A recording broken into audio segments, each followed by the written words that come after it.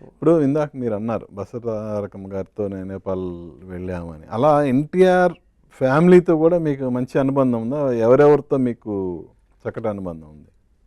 నాకు బాలకృష్ణ గారితో కూడా మంచి అనుభవం. హరికృష్ణ గారు, హ్మ్. హరికృష్ణ గారు అయితే అందరితో ప్రతి ఒక్కళ్ళతో చాలా సోషల్గా ఉండేవాడు. ఓకే. అప్పుడు మంచిది. బాలకృష్ణ గారు మేము కలిసి ఒకసారి డ్రైవర్ రాముడు షూటింగ్ టైంలో హైదరాబాద్లో పొద్దుటే ఎర్లీ మార్నింగ్ దాన్ని ఇన్సైడ్ ఒక టీషర్ట్ కావాల్సి వచ్చింది, కలర్ మ్యాచింగ్. హ్మ్. అప్పుడు బాలయ్య బాబు గారు కొంచెం ఇదిగా ఉన్నారు, షటిల్ ఆడుతూ ఉన్నారు మార్నింగ్ టైం. హ్మ్. ఆయన్ని పిలిచి ఇద్దరు వెళ్ళి తీసుకురండి అని చెప్తే అప్పుడు హ్యాబిట్స్కి వచ్చి హ్మ్.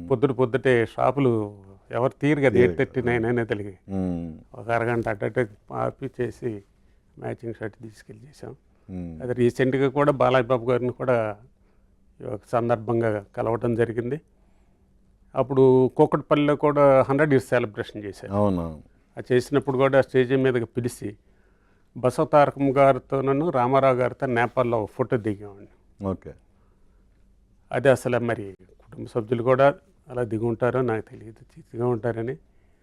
అసలు చరిత్రలో చూడదగిన అంత గొప్ప గుర్తింపు అనమాట నాకు. అది ఇద్దరి మధ్యలో రామారావు గారు బసవతారం గారి మధ్యలో నిలబడి ఫోటో దిగటం. ఆ ఫోటోను ఆయన ఆ ఫంక్షన్లో ఇంట్రడక్షన్ చంద్రబాబు నాయుడు గారు కూడా పక్క నుండి అప్పుడు పరిచయం చేసి ఇలా నాన్నగారికి ఇలా పెద్ద పెద్ద కాలర్స్ వేసుకుంటారు చేశారనేసి ఆయనకి ఇంట్రడక్షన్ చేసి చేయడం జరిగింది. హ్మ్. ఆ ఫోటోని అంతమంది వేల మధ్యలో మా పబ్లిక్లో ఆవిష్కరించినట్టుగా చూపించిన దానికి చాలా సంతోషం. ఆయన కృతజ్ఞతలు తెలియజేస్తున్నాను.